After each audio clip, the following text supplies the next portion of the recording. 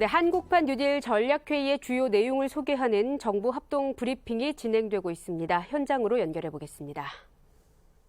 그럼 홍남기 부총리께서 주요 내용을 설명드리겠습니다.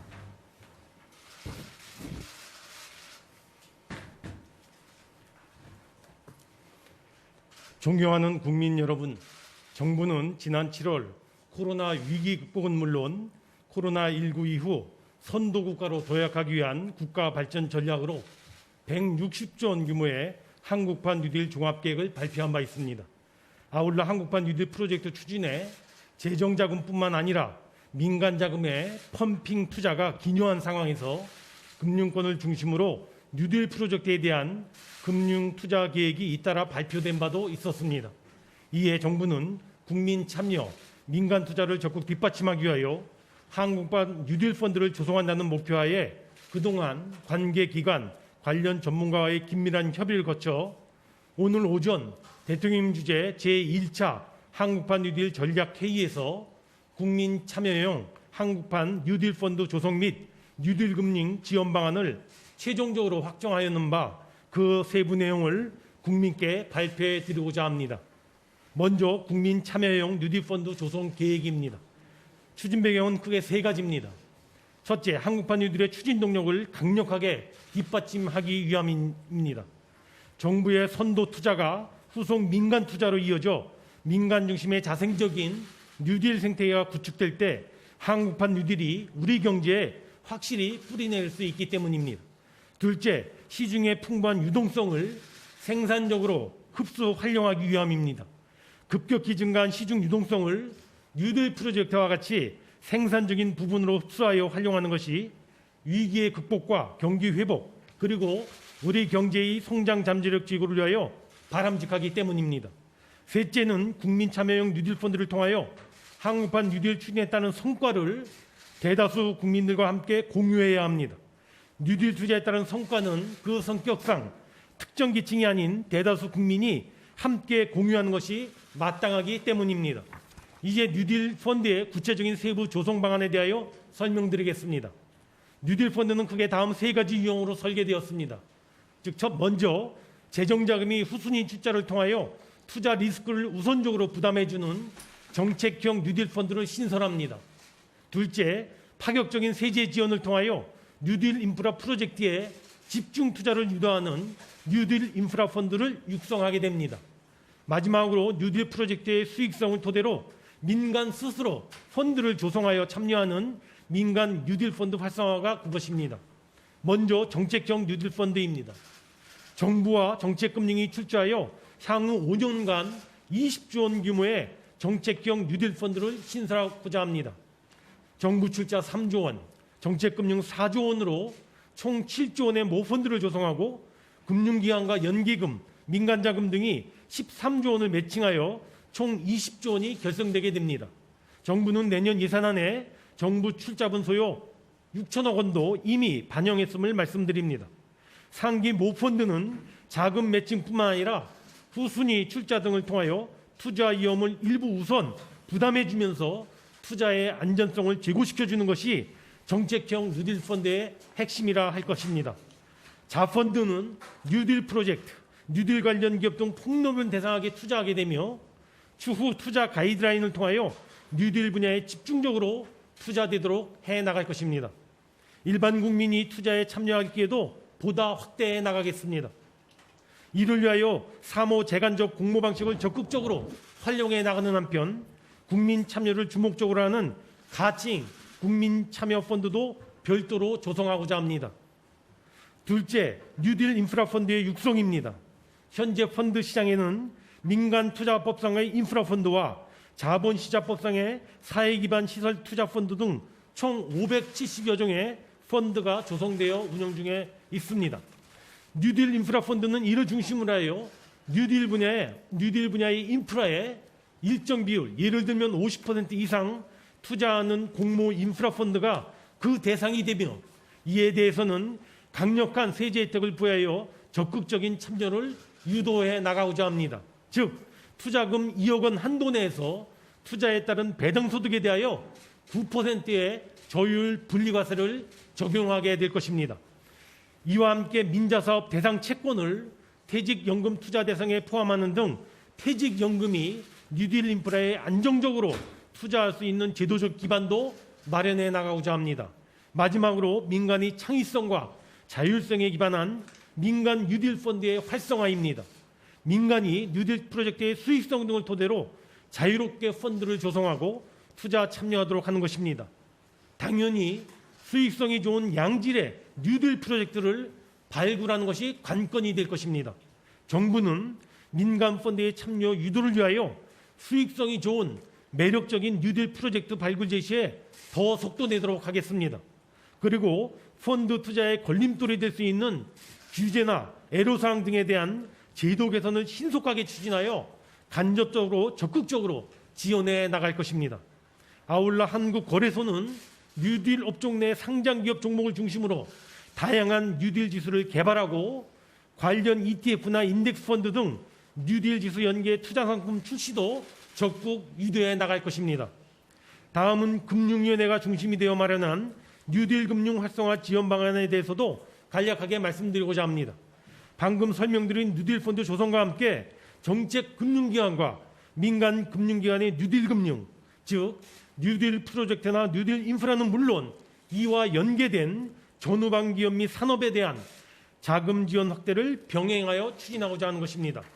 우선 산업은행 등 정책 금융기관은 뉴딜 분야의 자금 공급 비중을 작년도 8% 수준에서 2025년 말까지는 12% 수준까지 확대해 나갈 계획입니다. 특별 온랜딩 프로그램 등을 통한 뉴딜 기업 대상에 저리 대출 공급 등을 통하여 정책 금융기관들은 향후 5년간 약 100조 원 규모의 자금을 투자, 대출, 보증의 방식으로 뉴딜 분야에 공급해 나갈 계획입니다. 민간 금융기관에 대해서는 뉴딜 금융 관련 각종 규제를 최대한 합리적으로 조정해 나가겠습니다. 은행과 보험의 뉴딜 익스포저에 대한 자산 건전성 규제를 완화하고 초대형 IB의 뉴딜 분야 신용공여 확대도 허용시켜 나갈 것입니다. 민간 금융기관들은 한국판 뉴딜 정책에 호응하여 적극적인 자금 지원 등의 뉴딜 활성화 여건 조성 전력을 구성하고 있는 것으로 알고 있습니다. 일례로 5대 금융지주회사의 경우 앞으로 5년간 약 70조 원의 자금을 뉴딜 프로젝트 및 전후방 기업들에게 자금을 공급할 계획을 갖고 있습니다. 앞으로 더 많은 민간의 금융 지원이 이루어지기를 기대합니다. 존경하는 국민 여러분, 한국판 뉴딜은 포스트 코로나 시대 우리 경제를 추격형에서 선도형 경제로, 탄소 의존 경제에서 저탄소 경제로 전환시켜 나갈 국가적 대전환 프로젝트라 할 수 있습니다. 뉴딜 펀드는 한국판 뉴딜 사업에 강력한 추동력을 제공하고 투자 성과가 국민께 고루 돌아가도록 하는 윈윈 구조의 금융 상품이 될 것입니다. 정부는 앞으로 뉴딜 펀드와 관련한 법령 개정, 예산 반영, 지침 등 가이드라인 마련 등을 조속히 추진하여 최대한 빠른 시일 내에 뉴딜 펀드가 시장에 출시될 수 있도록 박차를 가해 나가겠습니다. 산발이 가마솥이 안정적으로 놓여 있는 것을 뜻하는 삼족 정립이라는 말이 있습니다. 말씀드린 한국판 뉴딜 펀드의 성공 여부는 국민, 민간, 정부 3축의 협동 구조의 작동에 달려 있다고 할 것입니다. 이러한 3축이 확고하게 정립하여 한국판 뉴딜 추진을 강력하게 뒷받침해 나가고자 합니다. 정부는 한국판 뉴딜의 지속적인 추진, 차질 없는 추진을 위하여 일관성 있게 총력을 기울여 나가겠습니다. 감사합니다.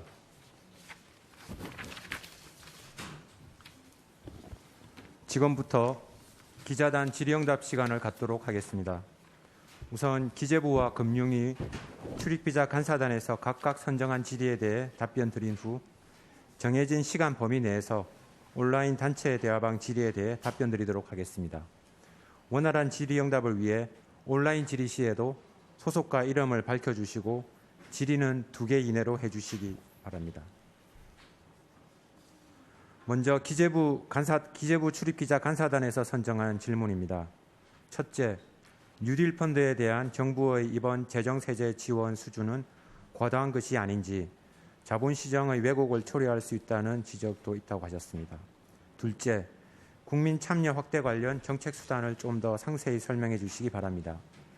셋째, 기 발표된 160조 원 규모의 뉴딜 사업 중 뉴딜 펀드 투자 대상은 어느 정도인지 설명 부탁드립니다. 예, 기재부 간사단의 질문 세 가지에 대해서 답변을 드리도록 하겠습니다. 먼저 재정세제 지원이 혹시 과도한 게 아니냐, 또 자본시장 왜곡을 초래할 수도 있다는 지적이었습니다. 앞서 발표해드린 것처럼 정부는 정책형 펀드의 경우에는 재정 출자를 일부 하게 됩니다. 대체적으로 35% 정도를 정부 자금과 정책금융이 커버하고 65% 정도를 민간이 매칭하게 되는데, 이 경우에 정책형 펀드가 갖는 성격상 35%의 재정자금과 정책금융에 의한 지원은 불가피하다고 판단을 하고 있습니다. 아울러 인프라 펀드의 경우 9%의 저율 분리과세를 적용하게 되는데, 이 역시 인프라 펀드가 갖는 특성상 최소한의 정부가 이런 정도의 유인을 줘야 뉴딜 펀드로서의 작동이 될 것이라고 판단이 돼서 정부가 이와 같은 재정 세제상의 지원을 적정 규모로 하게 됐다는 말씀을 드립니다. 일각에서 과도하지 않느냐 하는 지적이 있었습니다만, 뉴딜 사업이라는 것이 대개 투자 기간이 길고 또 공공적 성격을 많이 갖는 특성이 있어서 이와 같은 공적인 지원이 필요하다고 판단을 하였습니다. 아마 자본시장을 왜곡하는 경우는 없을 것으로 저희는 판단을 합니다. 두 번째, 국민 참여 확대와 관련되는 여러 가지 조치에 대해서 여쭙습니다. 정부는 이번에 뉴딜 펀드 조성 방안을 만들면서 가능한 한 국민 참여가 광범하게 이루어지도록 하는 데 초점을 두었습니다. 대개 그와 같은 유인으로서 대개 공모를 활성화한다는 방침을 말씀을 드렸는데요. 대개 자펀드 조성 시에 공모 참여를 최대한 우선해서 우대를 주도록 그렇게 하겠습니다. 아울러 인프라 펀드의 경우 세제 액척도 역시 공모 펀드에 한해서 지원하도록 돼 있어서 사모펀드보다는 대개 공적인 펀드에 국민들이 참여할 경우에 그 혜택이 돌아가도록 하였습니다. 두 가지 정도 더 말씀을 드린다면, 국민들의 투자 접근성, 이와 같은 접근성을 높여주기 위하여 존속 기간이 약 5년 내지 7년 되는 비교적 짧은 공모 인프라 펀드를 개발해서 제시할 것입니다. 아울러 정책형 뉴딜 펀드의 경우에 국민들의 참여가 확대될 수 있도록 별도로 국민 참여 펀드를 최대한 1조 원 규모까지도 노력을 해서 별도의 국민 참여 펀드를 만들어 나갈 계획입니다. 이런 조치들에 의해서 아마 대다수 국민들께서 비교적 쉽게 이와 같은 뉴딜 펀드에 접근하실 수 있지 않을까 생각이 듭니다. 마지막으로 160조 원 정도의 뉴딜 사업 중에서 뉴딜 펀드의 투자 대상에 대해서 여쭤주셨습니다. 대개 뉴딜 펀드가 뉴딜 사업에, 뉴딜 프로젝트에 어떠한 것인지를 구체적으로 사실은 얼마까지 할지 이와 같은 목표는 설정되어 있지 않습니다. 그러나 이와 같은 뉴딜 펀드가 참여할 수 있는 성격의 뉴딜 프로젝트를 최대한 정부가 발굴해 나갈 것입니다. 제가 몇 가지만 말씀을 드린다면, 약 4조 원이 넘는 그린 스마트 스쿨 사업, 이것은 대표적으로 민간 자본이 뉴딜 펀드가 참여할 수 있는 영역이라고 생각이 되고요. 약 5천억 규모 정도 되는 수소 충전소의 확충 사업도 역시 뉴딜 펀드가 관심을 가질 수 있는 영역이 아닌가 싶습니다.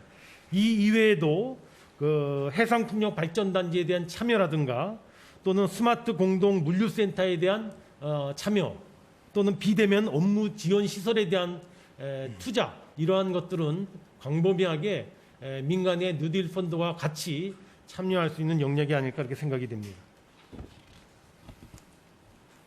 다음은 금융위 출입기자 간사단에서 선정한 세 가지 질문입니다. 첫째, 정책형 뉴딜 펀드 원금 보장은 되는지, 정부 출자 7조 원이 마중물 성격인 건지 궁금합니다. 뉴딜 펀드 원금 보장과 관련해서는 동아일보 송충현 기자와 연합뉴스의 박용주 기자도 같은 취지의 질의를 했습니다. 동아일보 송충현 기자는 원금 보장과 관련해서 원금 보장을 추구한다고 그간 표현돼 왔는데, 이게 명시적으로 원금 보장 확약을 해준다는 건지 아니면 가능한 수준에서 지킨다는 것이 궁금합니다. 하고 질의를 하셨고, 연합뉴스의 박용주 기자는 원금 보장 혹은 원금 보존형 등 상품 성격에 대해 정부는 어떤 입장을 갖고 계시는지 답변 바랍니다 하고 질의를 하셨습니다. 두 번째, 정책형 뉴딜 펀드 목표 수익률에 대하여 질의를 하셨습니다. 동아일보 송충현 기자와 연합인포맥스의 최준우 기자도 동일한 취지의 질의를 하셨습니다. 셋째, 정책형 뉴딜 펀드 운용사 선정은 언제 가능한지, 운용사 선정 후 펀드 판매 창구는 어디서 가능한지 설명 부탁드립니다. 예, 정책형 뉴딜 펀드 원금 보장에 대해서 설명을 드리겠습니다. 우선 먼저 정부 출자 정부 출자 3조 원, 정책자금 4조 원, 7조 원이 마중물 성격은 맞습니다. 아까 부총리 말씀하셨지만 이제 3조가 후순위 출자를 가고 거기서 자펀드에 대해서 상황에 따라서 예를 들어서 재정이 한 15% 내지 40%, 평균 35% 재정이 후순위 출자한다 부총리께서 말씀하셨는데 그 이야기는 35%라는 건 뭐냐면은 이 펀드가 투자를 해서 손실이 35% 날 때까지는 이 35%가 그 손실을 다 흡수한다는 얘기가 되겠습니다. 그렇기 때문에 우리가 이 사업이 원유를 개발한다든지 그런 경우는 리스크가 너무 큽니다만은 대개 이 사업이 뉴딜이나 디지털 이 사업이고 대개 그게 상대방이 공공기관이고 그렇기 때문에 손실이 그렇게 난다는 것은 상상할 수가 없습니다.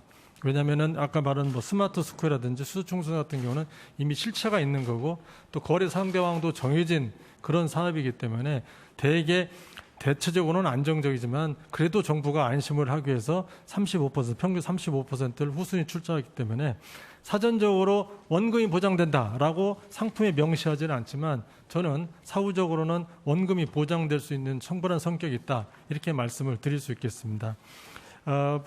참고로 뭐 인프라 펀드 같은 경우도 정부가 들어가는 건 아니지만 그 시행사나 IB가 일단 GP 커미트먼트라 해서 일단 돈을 태우게 합니다. 에퀴티로. 그리고 그 부분에 대해서 정책금융기관이 중순위, 후순위로 참여할 거기 때문에 거기도 사실상 일반 투자자를 보호할 수 있다 이렇게 말씀을 드릴 수 있겠습니다. 그래서 사후적으로는 안전한 그런 투자라고 이야기할 수 있겠습니다. 두 번째 이제 목표 수익률을 말씀을 하셨는데 이게 이제 투자 상품이기 때문에 예금이 아니기 때문에 목표 수익률이 얼마다, 뭐 이자를 얼마 주겠다 하는 것은 사전적으로는 어렵겠습니다만은 대개 이제 우리가 알다시피 일반 지금 현재 예금이 1년짜리가 한 0.8%가 되는 거고 국고채가 3년이 0.923%, 10년이 1.539%입니다. 물론 예금과 국고채는 다 원금이 국고채는 원금 보장 아니죠. 사실상 정부를 상대로 하기 때문에 원금이 보장된다고 생각하는 거겠죠. 정책형 뉴딜 펀드도 사실상 원금이 보장되는데 아무래도 이 국고채 그다음에 이자보다는 조금 더 높은 수익률을 추구할 것으로 저는 예상을 하고 그래야 또 투자자들을 모집할 수 있으니까 그래서 그런 구조를 가지고 이 투자자들을 모집하지 않을까 생각을 해서 제가 생각할 때는 국고채보다는 더 높은 그런 이제 상품 구조를 만들 거고 사실 우리가 1년 예금이 0.8%니까 그 부분이 너무 낮아서 이제 다른 투자 상품을 계속 사람들끼리 만나면 어디다 투자하는데 만약 정책형 뉴딜 펀드가 좀 장기입니다만은 사실상 원금이 보장이 되고 국고채보다 더 높은 금리를 제시할 수 있다면은 좋은 투자처가 될 수 있다고 저는 생각을 합니다. 이제 정책형 뉴딜 펀드 운용사 선정에 관련해서는 아시다시피 이제 재정에서 6천억이 이제 내년에 예산에 투자되기 때문에 당장은 이 부분이 없습니다. 그래서 우선 먼저 8천억 정도를 산업은행하고 성장금융에서 먼저 돈을 모을 겁니다. 그래도 예산은 내년에 들어오기 때문에 일단 금년 말까지는 그렇게 모펀드를 이제 조성을 하고 내년에 예산이 들어오면은 바로 모펀드가 끝나면은 자펀드 모집을 할 것입니다. 자펀드 모집이 결국 아까 물어보신 운용사에 관한 문제인데 그래서 운용사들이 지금부터 사업을 준비하고 분석해가지고 그 내년 예산이 확정이 되는 투입되는 그 시점에 아마 신청을 하면은 그 운영 심사하는 데 대해서 운용사를 선정해서 이제 모펀드의 돈을 이제 집어넣는 그런 형태가 되겠습니다. 일단 운용사 선정이 되면은 그게 이제 예컨대 뭐 자산 운용사가 될 수도 있고 증권사가 될 수도 있고 여러 가지 형태가 될 수 있는데 기본적으로는 증권사면 증권사 창구 이렇게 되겠습니다만 아무래도 국민들의 그 접근성을 이제 확대하기 위해서 그 판매사라고 하죠. 요즘 판매사 은행이 되겠습니다만은 은행과 협의해서 아마 마지막 창구는 은행에서도 아마 판매하고 여러분들도 은행에 가서 그 가입할 수 있지 않을까 그렇게 생각을 합니다. 제가 말씀드린 그 펀드 판매라는 건 아까 부총리께서 말씀하신 국민 개개인이 참여하는 그 정책형 펀드와 인프라 펀드를 말씀드리는 겁니다. 네. 동아일보 송충현 기자께서 세 가지 질문을 주셨는데 첫 번째 수익률 부분과 두 번째 원금 보장 관련 부분에 대해서는 이미 답변이 된 걸로 생각합니다. 세 번째 질문입니다. 세제 지원은 왜 뉴딜 인프라 펀드에만 해당하는지도 간단히 설명 부탁드립니다. 예, 세 가지 뉴딜 펀드 유형 중에서 인프라 펀드에 대해서 뉴딜 인프라 펀드에 대해서 정부가 9%의 저율 분리과세를 적용하기로 했는데요. 왜 뉴딜 인프라 펀드만 적용하냐는 말씀을 주셨습니다. 뉴딜 인프라 펀드는 상대적으로 위험이 좀 높고 인프라라는 특성상 위험도 높고 투자 기간도 굉장히 장기인 점이 감안이 됐다는 점을 먼저 말씀을 드리고요. 또 공공재적 성격을 갖고 있어서 여러 가지 국민 경제 전반에 같은 긍정적인 외부 효과를 가져온다는 점도 고려됐다는 점을 말씀을 드립니다. 민간 뉴딜 펀드의 경우에는 이와 같은 세제 혜택 대상은 아닙니다만 정부가 민간 뉴딜 펀드가 활성화될 수 있도록 여러 가지 좋은 수익성 자체가 높은 뉴딜 프로젝트를 제시하고 아울러 이와 관련되는 투자 애로사항, 현장에서의 어떤 애로라든가 또는 규제 이러한 것들에 대한 또 제도 개선이 필요한 사항에 대해서 간접적으로 지원해 나갈 예정이라는 점을 말씀을 드립니다. 다음 연합인포맥스 최진우 기자의 질문입니다. 두 가지 질문을 주셨는데요. 첫 번째 목표 수익률과 관련된 질의에 대해서는 이미 답변이 된 걸로 생각합니다. 두 번째 질문입니다. 후순위 출자를 제외하고 정부의 재정으로 수익을 보존해 주거나 더해 주는 장치가 있는지 설명 부탁드립니다. 예, 그건 아까 우리 금융위원장님이 충분히 설명드린 게 아닌가요? 지금 정책형 뉴딜 펀드에 대해서 정부 자금과 정책금융이 평균적으로 한 35% 정도의 후순위 채권을 우선적으로 커버해 주기 때문에 정부가 뭐 원금을 보장하는 건 아니지만은 사실상 보장하는 거와 유사한 성격 효과를 가져올 수 있을 정도로 역할을 하고 있다는 말씀을 드립니다. 다음 조선일보 이기훈 기자께서 금융위원장께 질의를 두 가지 질문을 하셨습니다. 첫째, 뉴딜 펀드 투자 대상에 대기업도 포함된다고 볼 수 있는지, 예컨대 네이버나 카카오에 투자하는 펀드도 정책성 펀드, 자펀드로 조성될 수 있는지 답변 부탁드립니다. 둘째, 후순위 출자 해석 관련 평균적으로 35% 손실까지는 투자자 입장에서 원금 손실이 없다고 봐도 되는지, 예컨대 1억 원을 투자했는데 만기 시 수익률이 마이너스 30%일 경우 7천만 원이 아닌 투자 원금 전액 1억 원을 돌려받는 건지 궁금합니다. 예, 이제 투자 대상이 뭐냐에 따라 달라지겠습니다만은 기본적으로는 이제 꼭 대기업을 대상으로 했던 건 아닙니다만은 그렇다고 대기업은 안 된다. 이거는 또 그것도 아닙니다. 대기업과 중소기업들이 같이 공동 프로젝트를 하는 경우에는 지원 필요성이 큰 경우에 대기업을 또 투자 대상이 된다고 볼 수 있겠습니다. 아까 지금 제가 설명에 좀 말씀을 드렸는데 좀 부족한지 모르겠습니다만은 아까 35% 손실은 다시 한번 설명을 드리면은 1억 원을 투자했는데 만기 수익률이 마이너스 30%다. 그 이야기는 만약에 1,000억 원을 했다. 만약에 1,000억 원을 했다. 그렇다면은 이제 700억이 남는 거겠죠. 마이너스 30% 했으면은 그러면은 그 300억의 손실 부분은 이제 그런 일이 있어서는 안 되겠습니다만 어쨌든 재정에서 들어가는 그 부분에서 커버를 하면은 결국은 700억이 남는 거니까 그 700억 중에 650억은 여기서 원금을 그 투자한테 돌려드리고 예컨대 그 50억은 이제 재정이 가져가는 그런 구조이기 때문에 다시 말씀드리면은 손실이 나면 재정이 먼저 차감을 하고 남은 거를 돌려준다. 그런 말씀이 되기 때문에 기자분이 질문하신 내용으로 따서는 원금 전액, 이 케이스에 투자 원금 전액을 돌려받는다고 보시면 됩니다. 그래서 저희가 상당히 원금 보장은 아니지만 사실상 원금 보장에 효과가 있다라고 말씀드린 취지도 같은 취지입니다. 제가 한 가지 좀 보완 설명을 드리면은 정부 출자와 정책금리 커버하는 게 35%로 고정돼 있는 게 아니고요. 자펀드의 성격에 따라서 어떤 거는 20%가 될 수 있고 어떤 건 40%가 될 수도 있고 이렇게 차이가 있습니다. 그래서 그 손실이 얼마 났는지 어떻게 커버할지는 그 자펀드에 얼마만큼 정부 출자 자금과 정책금융이 들어갔는지 퍼센테이지에 따라 좀 달리 될 수 있다는 점도 제가 보완적으로 한 번 더 말씀을 드립니다. 다음 연합뉴스 박용주 기자께서 두 가지 질문을 하셨는데 첫 번째 원금 보장과 관련된 질의에 대해서는 이미 답변이 되었다고 생각합니다. 두 번째 질문입니다. 기존에 정부가 내놓은 각종 정책 펀드 중에는 비대면, 바이오, 그린 뉴딜 등 분야에 투자하는 기존 스마트 대한민국 펀드가 있습니다. 이번 뉴딜 펀드와 겹치는 부분이 있지 않나 싶은데 차별점이 무엇인지 설명해 주시기 바랍니다. 예, 여러분 아시다시피 스마트 대한민국 펀드가 연간 1조씩 6조 원을 조성하는 걸로 이미 정부가 발표한 바가 있습니다. 그리고 이 스마트 대한민국 펀드도 비대면이라든가 바이오 같은 데 투자가 되기 때문에 이번에 뉴딜 펀드하고 일정 부분은 맥을 같이 하는 부분도 있습니다.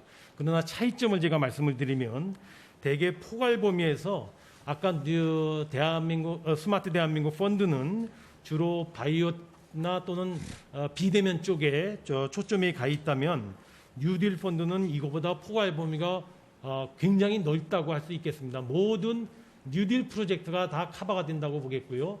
아까 스마트 대한민국 펀드가 정책형 펀드라고 본다면 뉴딜 펀드는 정책형 펀드 말고도 인프라 뉴딜 펀드도 있고 일반 민간 뉴딜 펀드도 있기 때문에 포괄 범위가 일단 뉴딜 펀드가 굉장히 광범위하다는 데 차이가 있다고 말씀드릴 수 있겠고요. 따라서 투자 대상 사업도 역시 범주가 달라지겠습니다. 스마트 대한민국 펀드는 제가 보기에 세 가지인데요. 비대면 펀드, 바이오 펀드, 그린 뉴딜 펀드 이 세 가지가 아까 말씀드렸던 6조 원을 커버합니다. 그런데 이번에 뉴딜 펀드는 여기에 더해서 모든 뉴딜 프로젝트가 다 커버된다는 게 하나 있고요.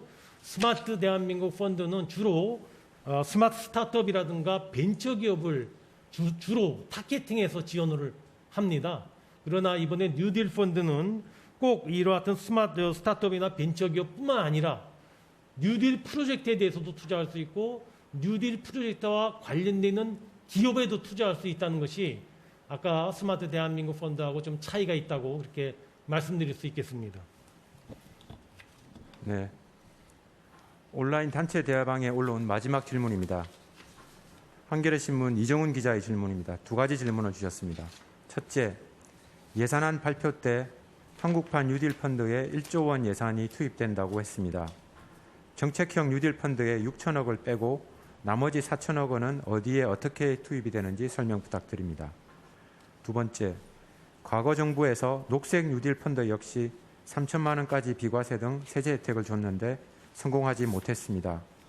뉴딜 인프라 펀드가 세제 혜택으로 성공할 수 있다고 보는지 설명 부탁드립니다. 예, 먼저 아까 정부가 정책기업 뉴딜 펀드에 6천억을 이미 내년 예산에 반영이 돼 있다는 말씀을 드렸고요. 아마 1조라고 설명을 하면서 나머지 4천억은 어디냐 하는 질문으로 이해가 됩니다. 나머지 4천억은 조금 전에 설명드렸던 스마트 대한민국 펀드에 4천억을 내년 예산에 반영을 했습니다. 스마트 대한민국 펀드가 6년간 매년 1조씩 6조를 갖다가 만들어 나가는 펀드인데요. 정부가 주로 40%를 커버하기로 돼 있어서 매년 4천억 정도를 지원해 나가기로 되어 있고 내년도에 4천억을 반영을 했습니다. 스마트 대한민국 펀드도 역시 마찬가지로 비대면이나 그린 뉴딜 분야에 투자가 되기 때문에 아마 예산안을 설명드릴 때 이 두 가지를 합해서 한 1조 원 정도가 반영이 됐다는 말씀을 드렸다는 얘기를 드립니다. 두 번째, 지난번에 녹색금융펀드와 좀 비교해서 말씀을 주셨습니다. 녹색금융펀드도 세제상 혜택을 드렸는데 사실상 성과가 그다지 크지 않았다는 일부 평가가 있습니다. 저희들도 보니까 이 녹색성장펀드가 상당한 그 성과가 있었음에도 불구하고 그런 제약이 있었던 것은 한 두 가지 정도로 판단이 됩니다. 하나는 투자 대상을 너무 제한적으로 해서 이 펀드가 광범위하게 투자되는데 좀 어려움이 있었다는 거 하나고요. 두 번째는 안정적으로 수익을 확보할 수 있는 그런 구조가 잘 되지 않아 가지고 일부 업종에만 투자하도록 함으로써 그 업종이 크게 불황 내지는 어려움을 겪었을 때 수익률이 떨어지는 그런 양상을 보이면서 초창기에는 제가 알기로는 한 7천억, 8천억까지도 있다가 나중에는 상당히 천억대 수준으로 떨어지는 그런 추이를 보였습니다. 그래서 이번에 정부가 뉴딜 펀드에 대해서는 그때보다도 더 강력한 세제 지원 혜택을 줬고 투자 대상 범위도 뉴딜 프로젝트의 범위를 크게 열어놨기 때문에 아마 이번에는 나름대로 더 잘 작동이 되지 않을까 이렇게 기대를 합니다. 네, 감사합니다. 추가 질의가 없는 걸로 보고 이것으로 모든 브리핑을 마치도록 하겠습니다. 감사합니다.